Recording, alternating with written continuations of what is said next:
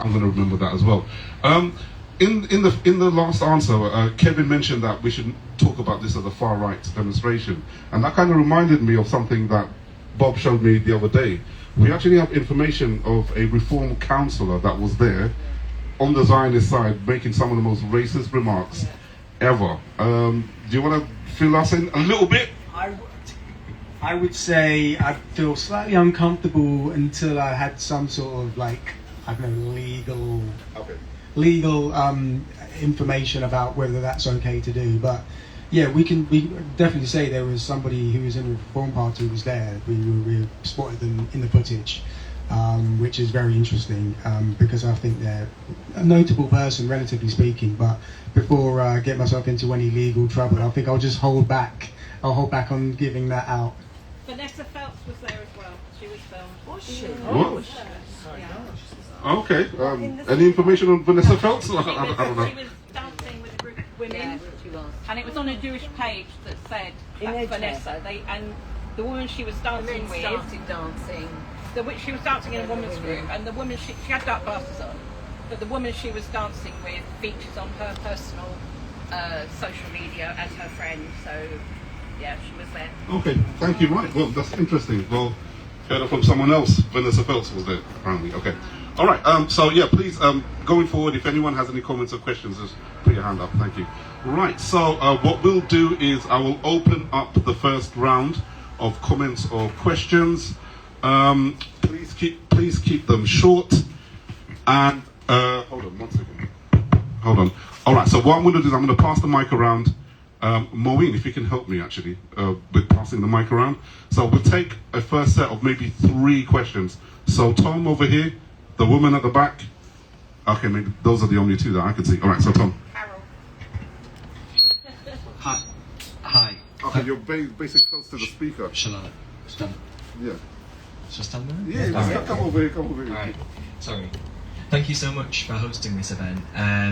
Yeah, I was assaulted at this event. I was punched in the face by a Zionist, a masked Zionist, and I hope you don't mind me mentioning Carol. I was a witness also to Carol's assault, which entailed, please correct me if I'm wrong, Carol, being violently kind of assaulted, and you were left with injuries, weren't you, I believe, by Zionists, dragged to the floor. I was punched in the face. The Zionist in question was, well, he attempted to snatch my phone, but thankfully Carol saved it, thank God.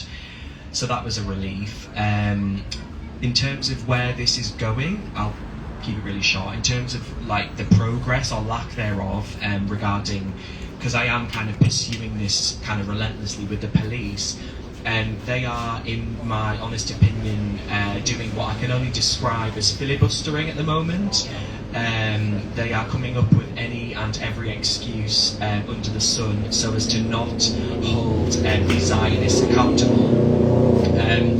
The current excuse being ran by the police is that they don't know who did it, despite the fact that I've provided them with evidence that they arrested the same man the same day. So they do indeed, in fact, know exactly who did it, because I have concrete proof that they know who did it.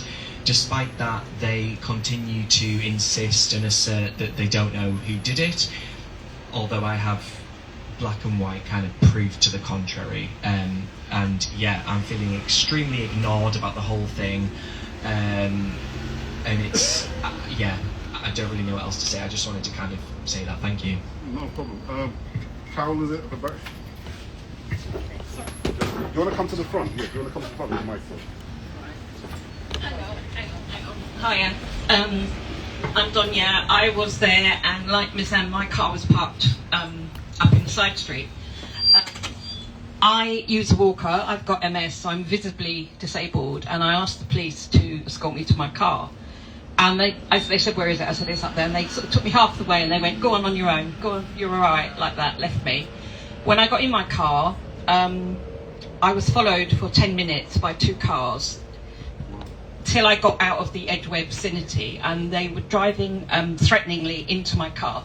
So I had to really concentrate on the road, because they were like intimidating me, spitting into my car, And it was about 10 minutes. It was like a few roundabouts away from Edgware until I felt safe.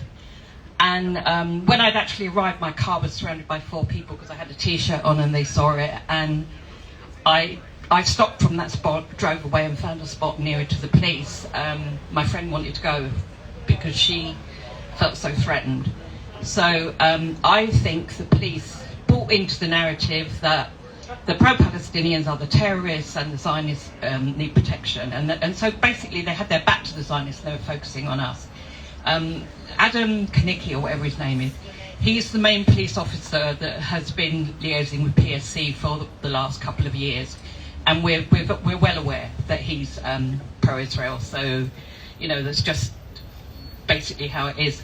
I haven't reported to the police yet, but I said I'd speak to Bob about it. I've reported to Netpol and I reported to the Charity Commission and my MP. But the police, I just have no confidence they're going to do anything. And I can't identify, I don't have number plates because I was concentrating on the road, so. No problem, sorry. Third person. Carol Vincent, I was there.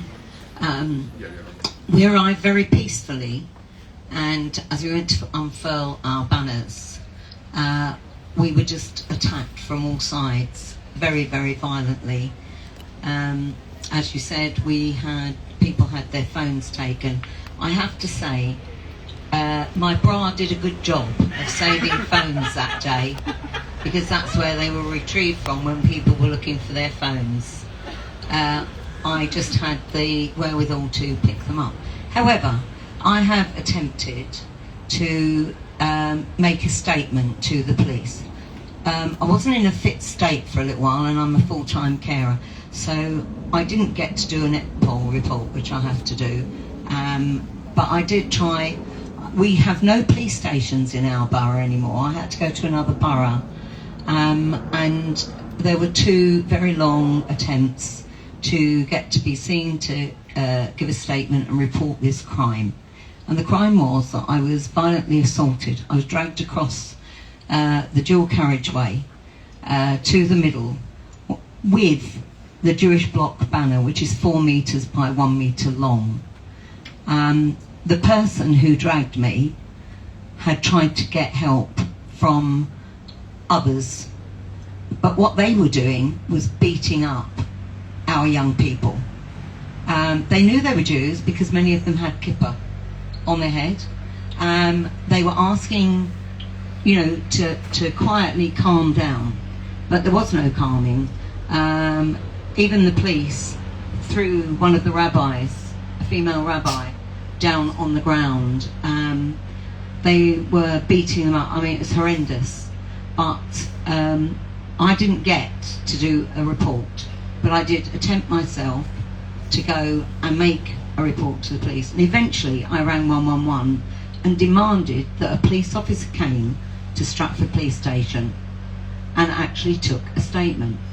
And when we got there, there was a female officer there, but she basically said they won't take a statement. They have arrested people, but they've actually, until they do all their investigation, there are around 6 police stations or 8 police stations people were taken to. They were coded on her sheet, so unless she knew the codes, which did for some, we didn't know what they were. And following probably about a 40-minute sort of time with her, I had 2 people with me, and we were asking, where's the Jewish bloc banner? Because having been dragged across the road, slammed to the ground, injured on my head and my eye, the police did nothing. The police watched while this was occurring. They did nothing. It was only when my head hit the ground, and I think they thought she could have a fracture, that they actually, female officers came and said, are you all right, let's pick you up. And a couple of officers bundled the guy and put him in a van, but they then took the Jewish bloc banner. So I have no idea where it is still. We were told, well, if you report the incident, then we'll make sure that the person who assaulted you, that will be with their things. So we will find out where it is. But they've got teams in each of the police stations who are dealing with the Edgware incident, which is what it's being called. And I will get a call from them, and I'm still waiting. And numerous calls to the non-urgent number, with me trying to chase it up, being put through to the various police stations. They don't know anything about Jewish banner. They don't know who the person is. But my name will be given to all the teams, and when they find out who it is. Now, they all were wearing body cams, so it should be very easy for them to identify that man who verbally abused me, then threatened me, and then decided to take me on. Well, he took on the wrong person, because I won't let it go, and he will pay for it, and they will actually give us back our banner, and if they don't, they'll pay for that as well. Yes, they will. As led by donkeys, got their money back. But, you know, where do I go now? I'm very happy. I wrote down everything. When I got home, I actually wrote down everything that occurred. And we tried to avoid them, but our bus was diverted and we were on the wrong side of the road to where everyone was being kettled. And they were just roaming. I mean, they were like, you know, a pack hunting down. They were feral, absolutely feral, you know. And once they thought, I mean, the abuse, the vile verbal abuse, threats, misogyny, the lot. Shocking. Right, so yeah, we've got a few comments that have been made. Let's get a response. Would you like me to respond to this? Yeah, so let me give you a summary. So the first one was from Tom, assaulted, and he witnessed an assault. He feels as though the police are filibustering his complaint. They don't know who, even though they say they don't know who did it, but the attacker was arrested, so they must have some information in regards to who did it. But you're feeling kind of extremely distressed about the lack of police action. The second person was obviously you asked the police to be escorted to your car, but you were followed in your car and were surrounded. Basically, you think that the police have bought into the anti-Palestinian narrative. And obviously the third person attacked. Basically the banner was taken, and you know, you're going to do everything you can to get it back, but you don't really know where to go from here. So Kevin, would you want to start off? Yeah, I mean, the point about feeling abandoned by the police when you're making a complaint is unfortunately something that almost everybody who makes a complaint experiences. And one of the dirty secrets about the complaint system is that it's actually operated by the cops. I think a lot of people aren't aware of that. It's by the Professional Standards Department within the Metropolitan Police. And I can remember all the way back to the 1990s dealing with police complaints that were made about lack of response to racist violence in East London, where it seemed as though their job was to try and dissuade people from continuing with their complaint or trying to get it shut down. Right? In those circumstances, all I can suggest is that you keep going, that you look for the support of other people who are going through the same situation, particularly the support that can be offered by Palestine Pulse, because they're doing a lot of the casework in relation to this.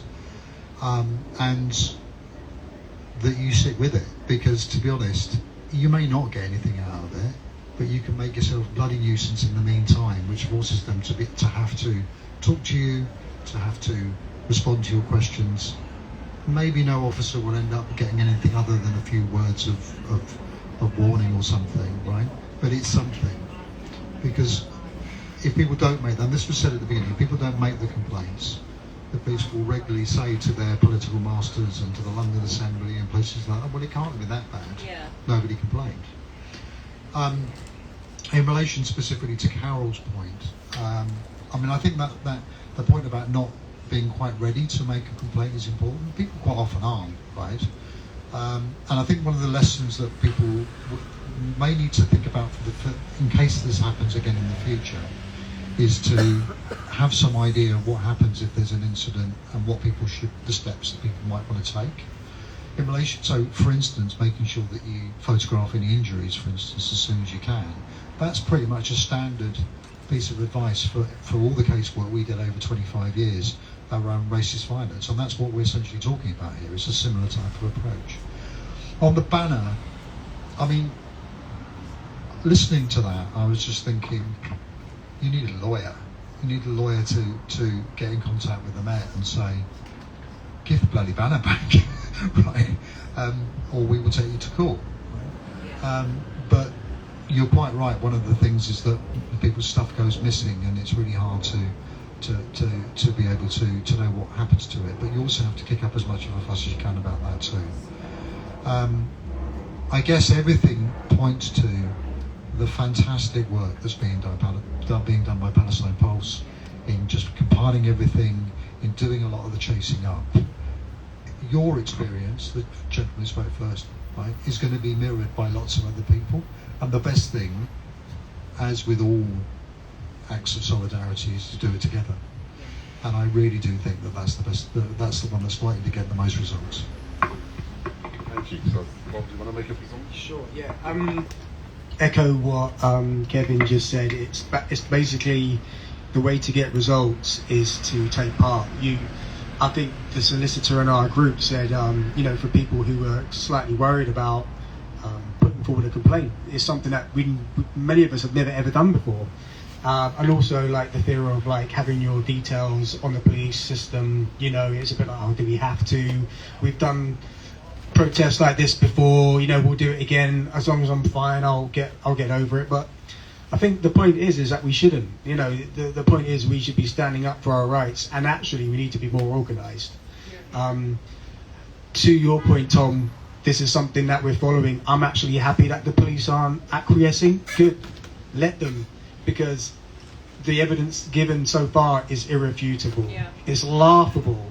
So the fact that they can send you a message, an official message, and say that we are having to downsize your investigation as a result of not knowing who it is. Well, you investigated the guy. Did you not take off his mask? Did you not ask him who his name is? Did you not take his details? I mean, what did you do when you tackled him to the floor? Did you just let him go afterwards and say, don't do it again?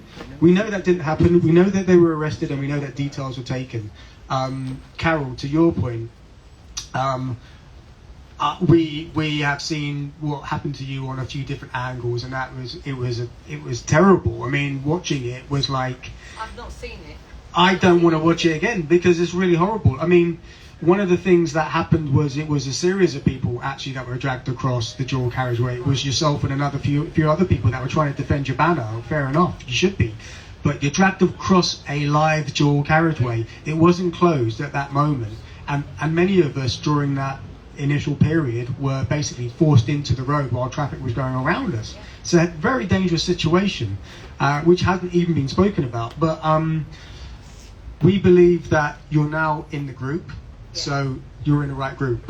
It doesn't mean that we're going to move fast. We move as quickly as we can. But what it means is you can ask all the questions that you want, and we'll all help each other. That's the thing. You're in a group. We are now the life raft because we're all going to help each other. Yeah. The same to Donia.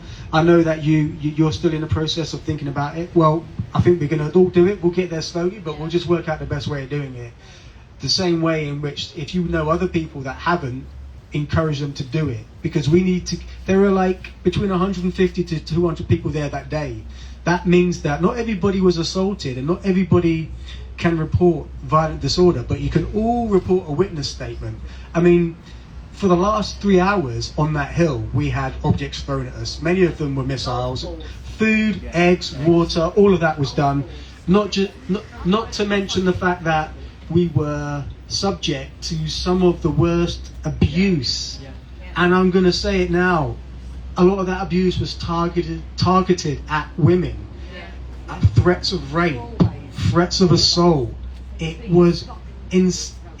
went on all day. This also happened early on as well, but I mean, what was noticeable was actually the attacks on women all day, and it was shocking, to be totally honest. It was something that I didn't expect. I expect a level of abuse from one side who is ideologically opposed to you, yes, but some of the abuse in front of police officers who were there to stop us from effectively doing the same thing back as they were told, or in their statements, were doing it to us. So ignoring point blank effectively some of like the most disgusting things that you could actually say to a lady or a woman, for a female, it was something that I think hasn't been reported and the police have not taken seriously, and actually the wider public do not know about this, which is why it's so important to build the group, because once we've built the group and once we have the numbers out, then we can, you know, with the momentum and the numbers, we can then take it to the media. They can start to take it seriously, because at the moment it's over a month old and it's fish and chip paper to them. So what we need is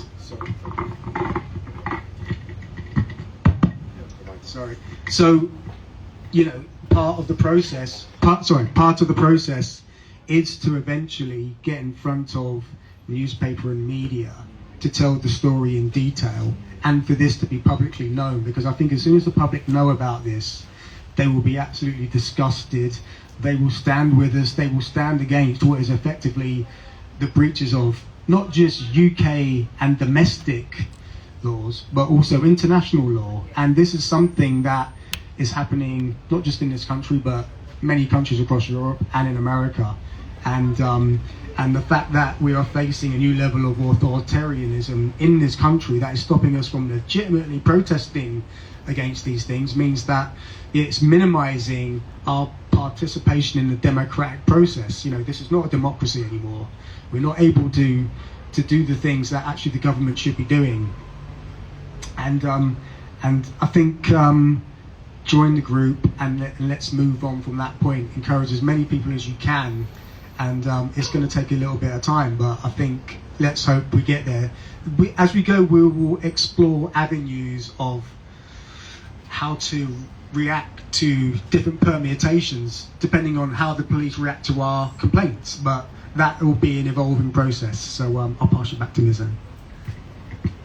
Thank you, guys. In fact, talking about the whole banner situation, it just reminded me of the fact that, you know, when activists are arrested in pro-Palestinian demonstrations, a lot of them lose access to their phones, and it's like that's like a precedent being set. I know a lot of activists who have like 5 or 6. They're on their 5th or 6th phone now because the police won't return the original phones, and I think that's something else that needs to be looked at. Like, these are normal activists. We are normal people. Like, what are you doing with our phones, basically? You know, if you take them in the police station, return them when you release us, basically. And I think every activist that has their phone stolen from them by the police, the police need to return their phones ASAP.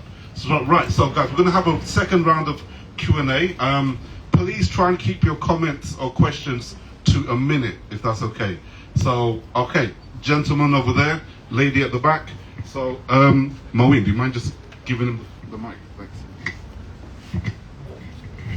Yeah, hi, I'm Rashid, and I'm just curious to you know, as we're talking about all this happening, and I'm thinking to myself, we live in a society that's the most surveillance society. We've got all these CCTV everywhere. Why is it that all of this is happening, and yet we're just talking about the fact that horrible things are happening, and yet there isn't any access to these CCTV? You know, or is there a way that we can request some access to these CCTVs that are everywhere, supposed to be seeing what's going on? Thank you. All right, if you could pass the mic to the lady at the back. Hello, my name is Sarah. I regularly, I'm married since October the 7th, sign up.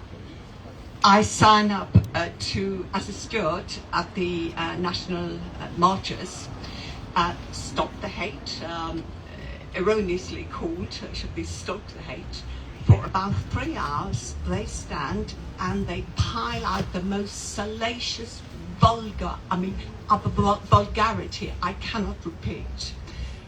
In between us stewards and those people is a huge row of police. So reporting language is not going to help. They've heard it all before. They've heard all the most disgusting, vile, but they do absolutely nothing.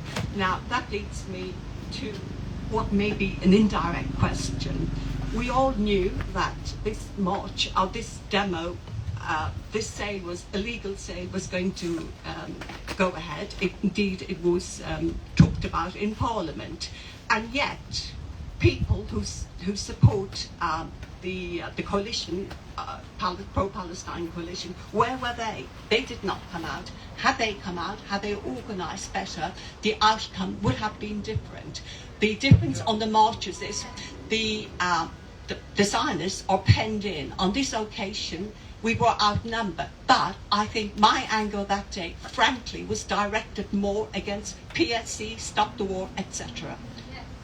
All right. Can I respond to PSC? Okay, just a quick response from PSC. Quick response. Hi, yeah, I am part of PSC, and we did debate it, the issue, and it was very, very split. There was a group of us very strongly wanted PSC to come, and there was a group that said, no way, we're not touching it, let the Jewish bloc do it. It was decided in the coalition that because PSC were under threat of being banned from having any demonstrations at all, and all the talk about, going past synagogues and all that, that they were not going to attend. So that was why it was decided. But it was split. There were some PSC people there, but we didn't bring PSC banners. I am PSC, so I know what happened. All right.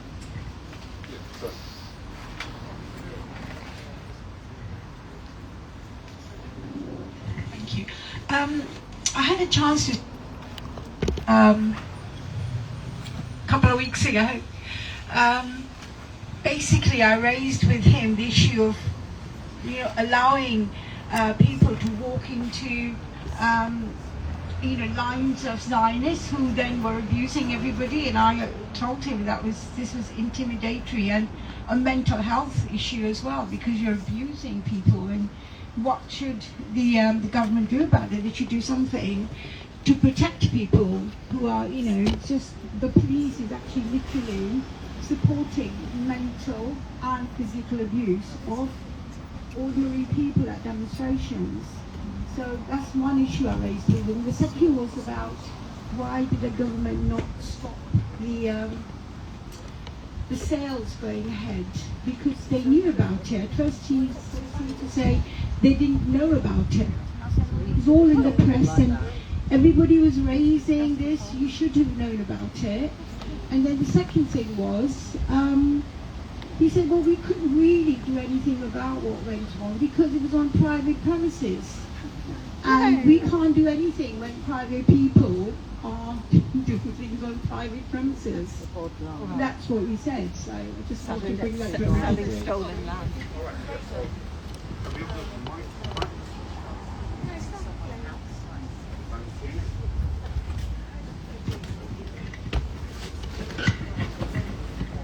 Thanks, Moeen. I actually do have one comment to make, which is I totally respect the answer given in regards to the PSC, but as someone who was there, I actually did reach out to the local branch of the PSC, and I told people to come.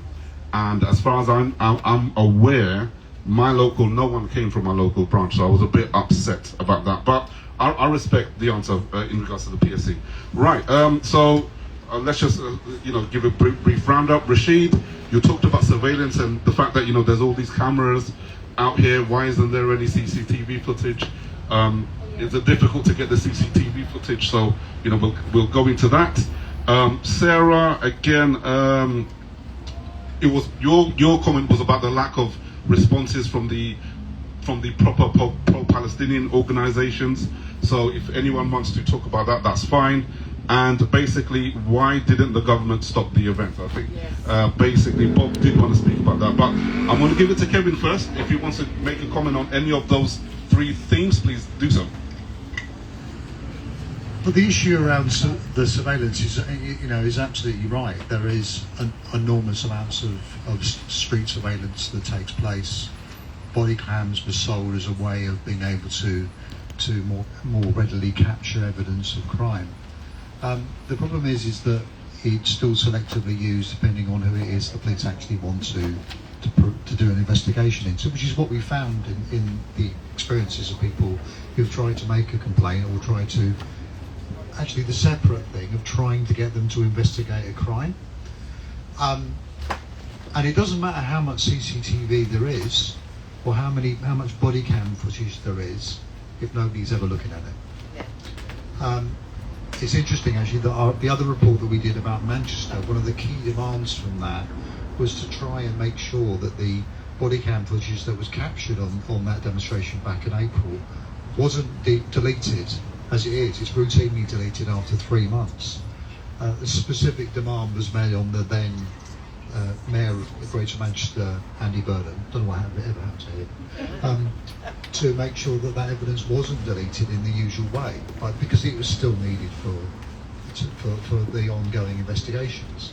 But the fact that people had to plead for it is an indication of the problem, that you can have as much video evidence as you like, but if nobody's actually bothering to use it to try and find out what happened, then it's worthless, really. I'm not going to talk an awful lot about, because I don't know about the responses of Palestine Solidarity Campaign, but it does throw up an issue that people should consider about what happens when this situation arises again.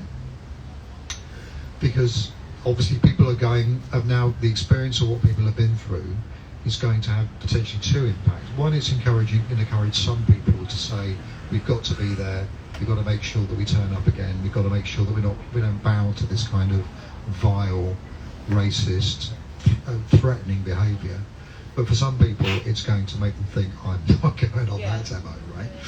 And that does mean a greater degree of organisation and thinking about the response, I would say, in the same way that people have done within the anti-racist movement, for instance, over decades with far-right demonstrations. So making sure people go together, making sure they have group transport, making sure you have stewards who are there specifically to look out for potential threats and to look after people, right? As a way of making sure that when you take that stand and say, you know, we're not going to back down to this, it's not just about being dependent on some other branches from turning up. It's being organised yourself in the first place to make sure that that counter demonstration is better protected.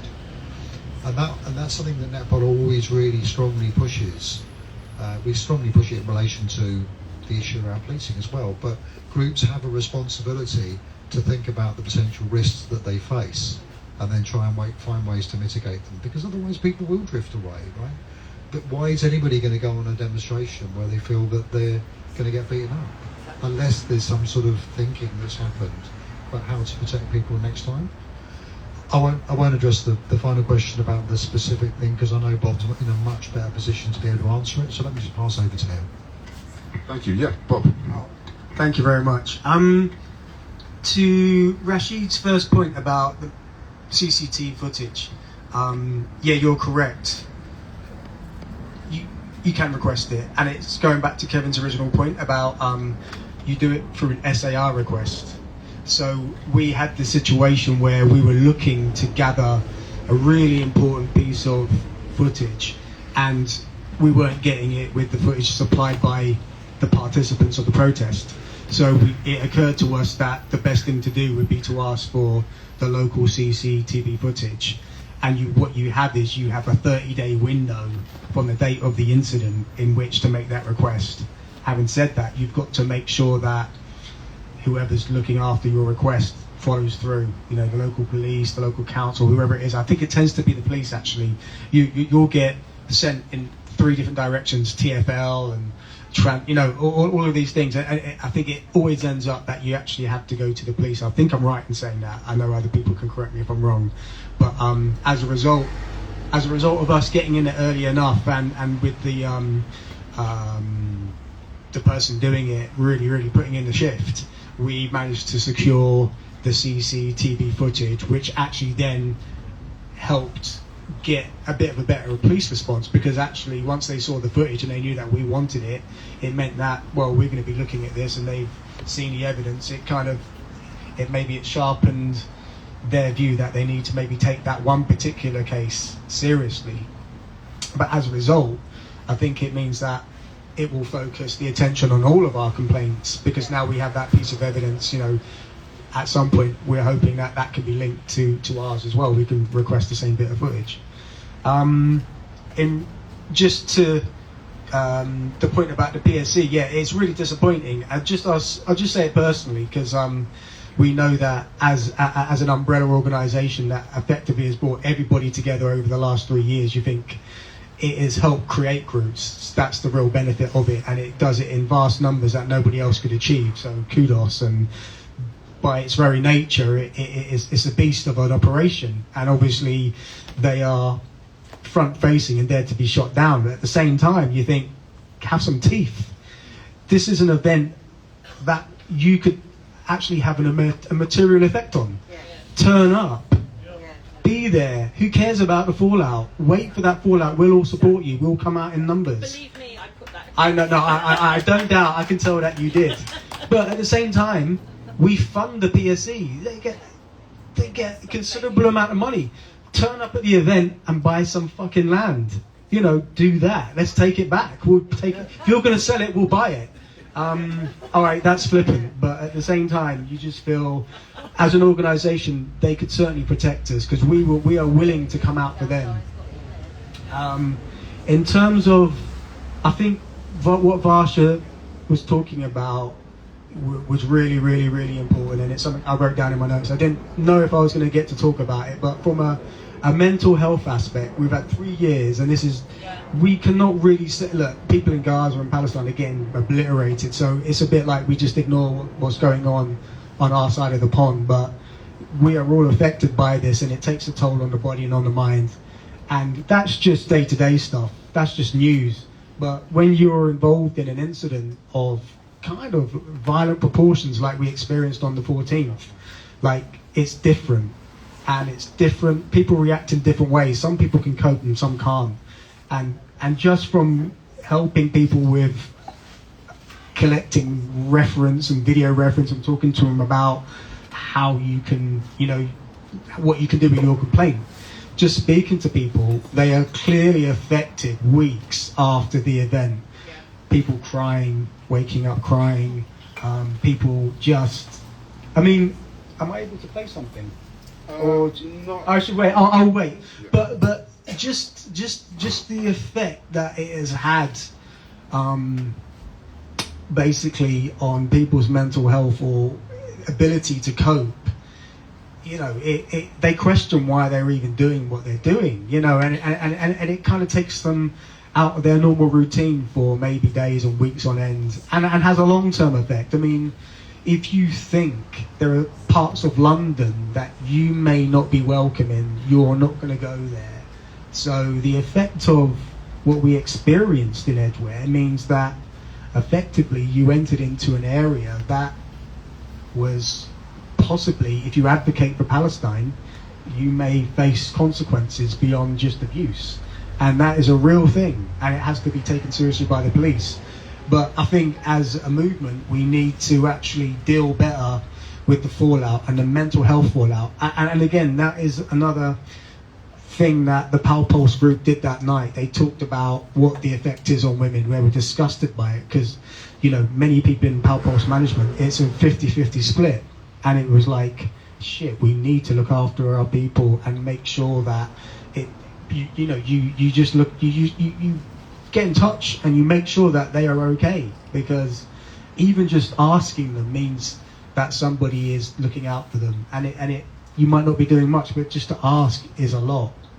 It means that you're keeping tabs on how they're doing, and they're going to feel that there is a community here. We're talking about safety. This is not to discredit what action groups do when they arrange events, and this was a red line action. It had to happen because local government and authority have failed at every level, and the mayor had failed, the police had failed. They could have stopped it, they chose not to. All of these things happened, they chose not to.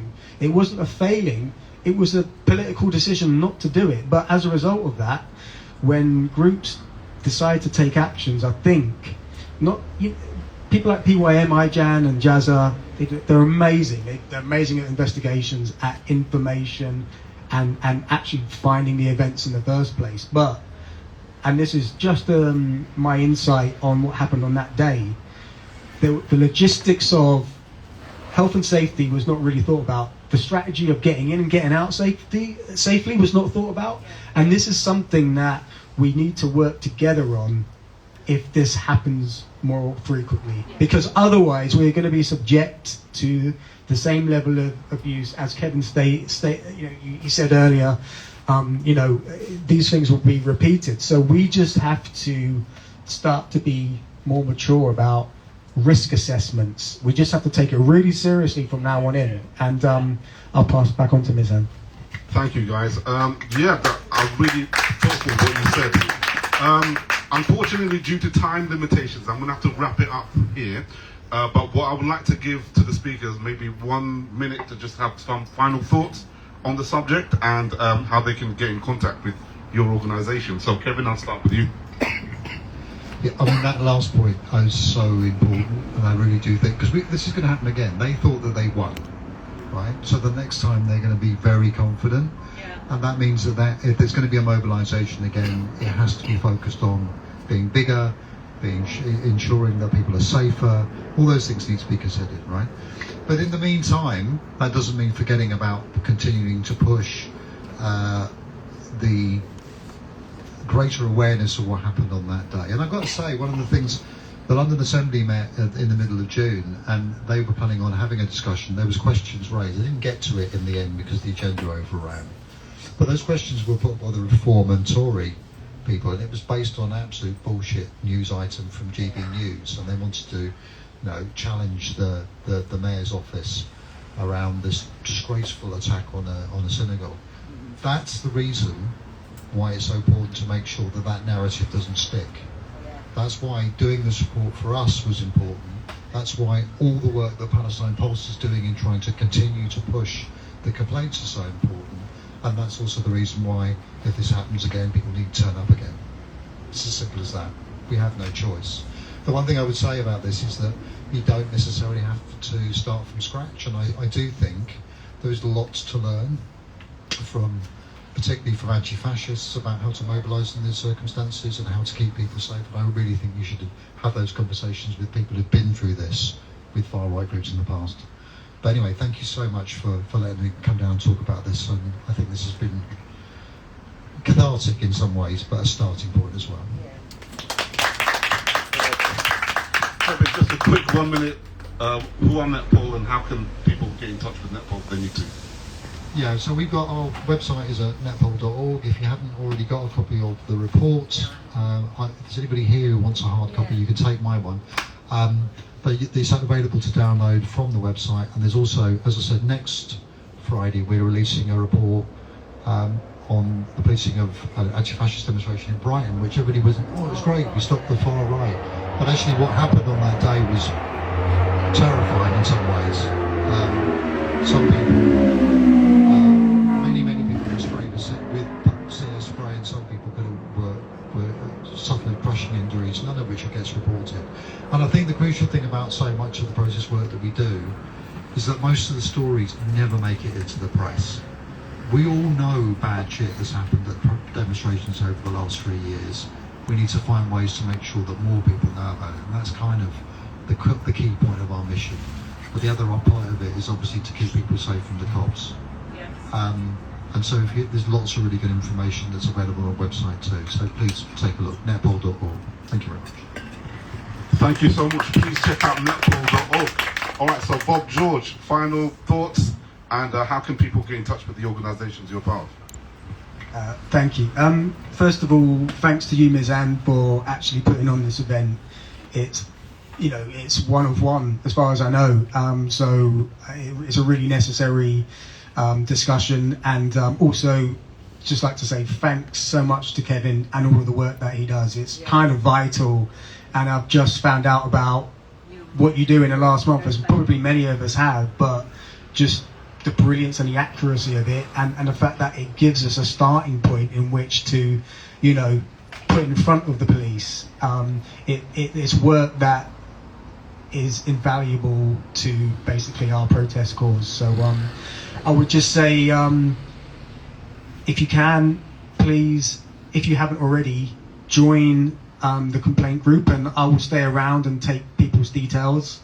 And I would just say to everybody else that I said earlier, if you know of other people that were there and haven't, please extend the knowledge that you know of a complaint group, so we can actually build the numbers. Because I think building the numbers builds the statistics, it builds the pressure, and it gives us a basis in which we can actually push this story and keep it alive. Because ultimately speaking, that's the only way it's going to happen. If it's 3 people doing it, it won't happen. If it's 300, we've got a chance.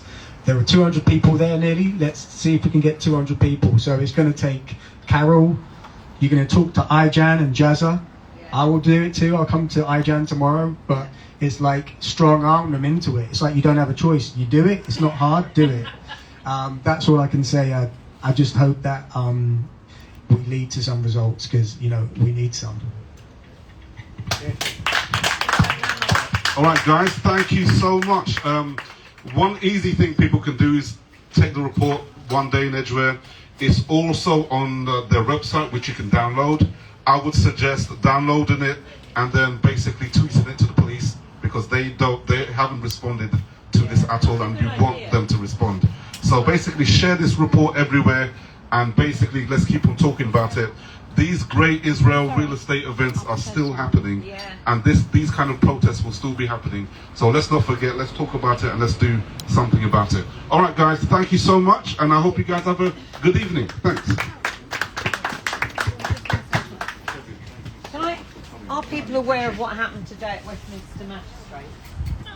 Okay, so just quickly, there were over 200 people arrested by the police. There were in excess of about 50 police vans right through Regent's Park and around, 400 officers, and they were just pulling people.